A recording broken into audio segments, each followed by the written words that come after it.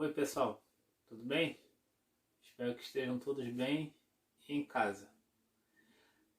Estamos enfrentando esse período de isolamento, né? Por causa da pandemia. Então teremos que nos encontrar através das aulas online.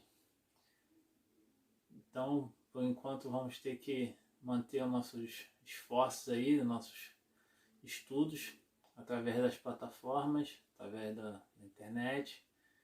E assim que esse período de reclusão passar, nós retornaremos às aulas presenciais. Tá?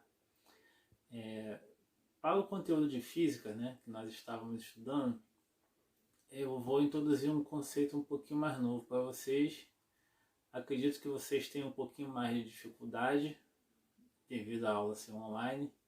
Porém, eu estou à disposição para vocês, assim que vocês tiverem necessidade, para entrar em contato comigo por e-mail, tá? Que eu vou estar enviando o link dessa aula para vocês, tá? A aula vai estar disponível no YouTube.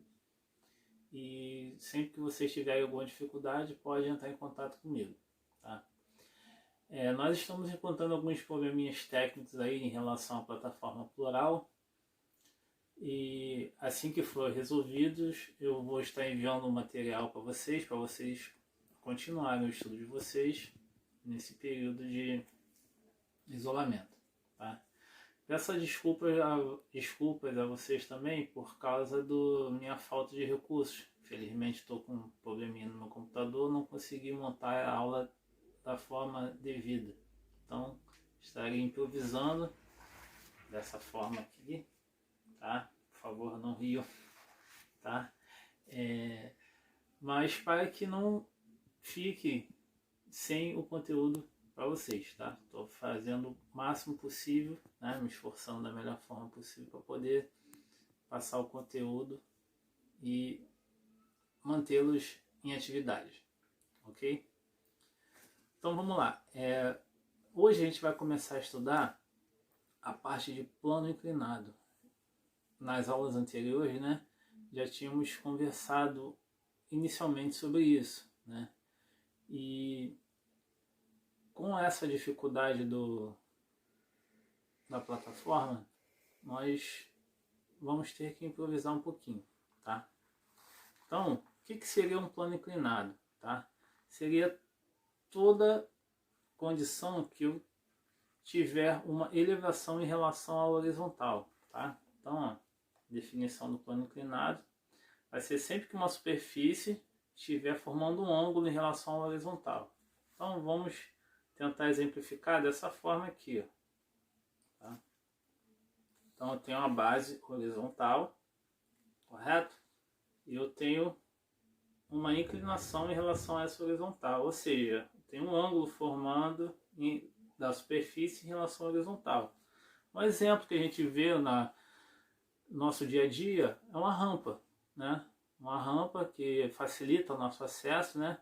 É muito importante até para a acessibilidade das pessoas com necessidades especiais. Então, faz com que a gente acesse determinados patamares com menores esforços, tá ok? Então, tem algumas exemplificações aqui, tá? Então, ó, superfície e horizontal. Entre a superfície e a horizontal está formado um ângulo, tá? No nosso exemplo aqui eu chamei o ângulo de alfa. Pode ser qualquer outro ângulo. Perceba que quanto maior esse ângulo, maior será a inclinação, ou seja, a superfície vai estar mais afastada da horizontal. E no plano inclinado nós vamos ter várias situações, tá? Um corpo que ele está parado, um corpo que está em movimento, o corpo que está parado e a superfície apresenta atrito em relação a esse corpo, o corpo em movimento com a superfície com atrito, o corpo em movimento acelerado. Então, todas essas situações nós iremos abordar com calma, gradativamente para que a gente consiga absorver da melhor forma possível o conteúdo, tá? Então, a primeira situação que nós vamos ver é a parte do corpo em equilíbrio, tá? Então, nós temos aqui, repare, eu tenho o plano inclinado, tá? Ou seja, a horizontal e a superfície formando um ângulo entre si, tá? Eu tenho um corpo, ou seja, esse bloco aqui, ó, tá? Que por estar em relação à ação da gravidade, ele apresenta um peso que está sempre para baixo, tá? E por esse bloco, né, esse corpo está apoiado em uma superfície, ele possui uma normal perpendicular a essa superfície. Percebam que o peso e a normal não estão na mesma direção, tá? Ou seja, o peso e a normal não possuem o mesmo valor, a mesma intensidade, tá? Então, como que eu vou comparar em módulo o peso e a normal, se eles não estão na mesma direção, certo? Eu tenho que decompor esse peso em partes ortogonais, ou seja, que sejam na mesma direção da normal, tá?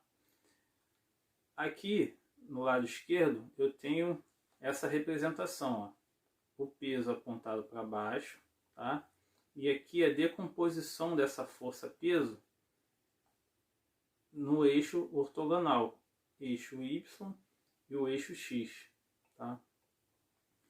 No eixo X eu vou ter, em relação ao peso, a componente Px, e no eixo Y eu vou ter, em relação ao peso, a componente Py, tá? A decomposição dessa força-peso nos dois eixos é através da lei dos senos e cossenos, ou seja, a relação trigonométrica no triângulo retângulo, tá? Ou seja, nós teremos que utilizar o seno e cosseno desse ângulo formado aqui entre a superfície e a horizontal, tá? Repare o seguinte, ó, que o peso ele vai estar representando a hipotenusa do triângulo retângulo, a componente Px, que está oposta ao ângulo, ela vai estar representando o cateto oposto, e a componente Py vai estar representando o cateto adjacente, tá? Então, esse ângulo aqui, que é o ângulo formado entre a horizontal e a superfície do plano inclinado, é o mesmo ângulo que forma esse triângulo aqui, tá? Então, se esse ângulo estiver medindo 30 graus, por exemplo, esse ângulo aqui, ó, do triângulo também valerá 30 graus, tá? E como que a gente vai conseguir fazer essa relação?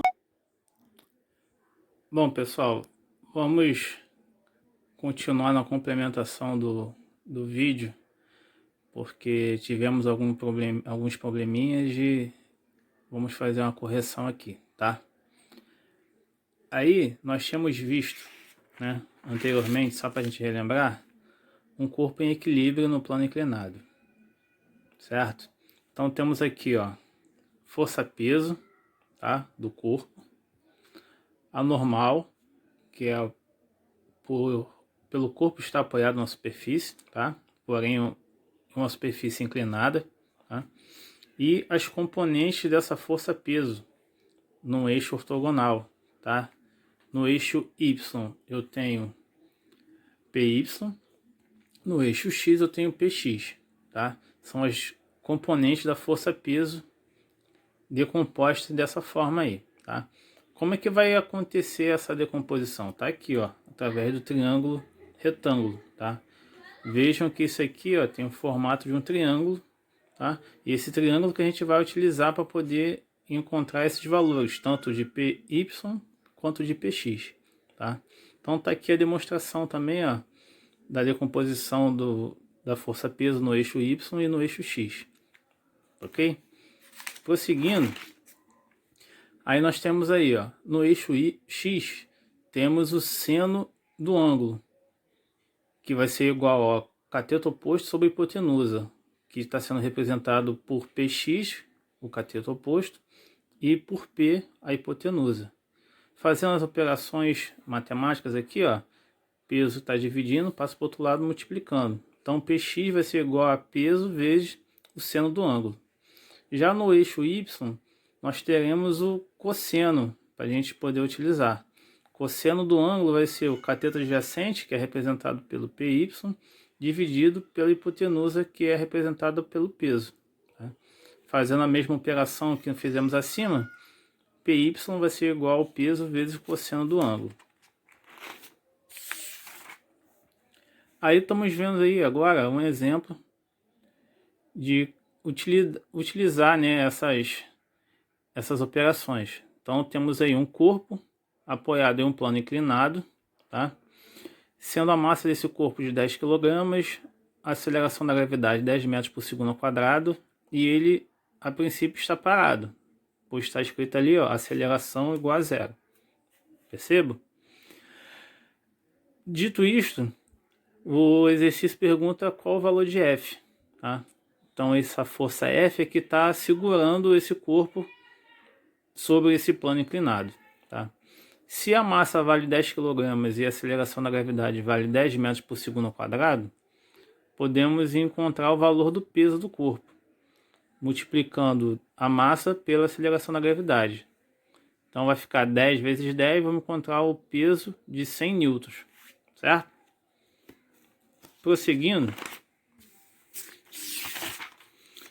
nós iremos fazer a decomposição da força-peso. Já que a gente já sabe o valor, né, da força-peso, vamos encontrar o valor de Px, que é o que nos interessa ali. Mas por que Py, no caso, não interessa? Porque a força normal vai estar sendo anulada por Py. Ou seja, Py tem o mesmo valor que a normal e por estarem em sentidos opostos, eles vão se anular. As únicas forças que vão estar atuando ali para que esse corpo entre em movimento ou não, seria a força F, que está puxando ele para cima, e o Px, que está puxando ele para baixo. Da mesma forma que a gente raciocinou em relação a normal e a Py, a gente vai raciocinar também em relação a F e Px, tá? Aí então vamos encontrar o valor de Px. Sabemos que Px é igual ao peso vezes o seno do ângulo. Sendo o ângulo um valor de 30 graus, eu sei que o seno do ângulo de 30 graus vale quanto? Meio. Aqui, ó. Tá? Então Px vai ser peso, que vale 100, vezes o seno do ângulo, que vale meio. 100 vezes meio vai dar um valor de 50 newtons para Px. Certo? Aí, pela segunda lei de Newton, nós sabemos que a força resultante é igual a massa vezes a aceleração. As forças que estão atuando no corpo vão ser F, que está aqui, ó, que é o que a gente quer saber, e Px, que a gente já encontrou, no valor de 50 newtons. Isso vai ser igual a massa vezes a aceleração, só que a aceleração ela é nula, ela vale zero. Vimos no início do enunciado, certo? Então, a força F menos Px, que vale 50, vai ser igual a zero. Então, consequentemente, a força F vai ser igual a 50 newtons. Ok?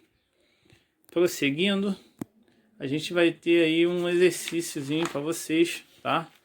Módulo 4, número 10 da página 237, tá? Exercício 10 da página 237. Tentem fazer, tá? Por favor. Próxima aula nós iremos corrigi-los e dar prosseguimento com o conteúdo, tá? Peço desculpas aí pelo equívoco aí no vídeo, tá? E eu vou continuar tentando postar esse material lá no plural, tá? Qualquer dúvida, entre em contato comigo, por favor, por e-mail, ok? Estamos juntos nessa aí. Estudem e em breve nós nos encontraremos presencialmente, tá bom? Um abraço a todos e fiquem em casa.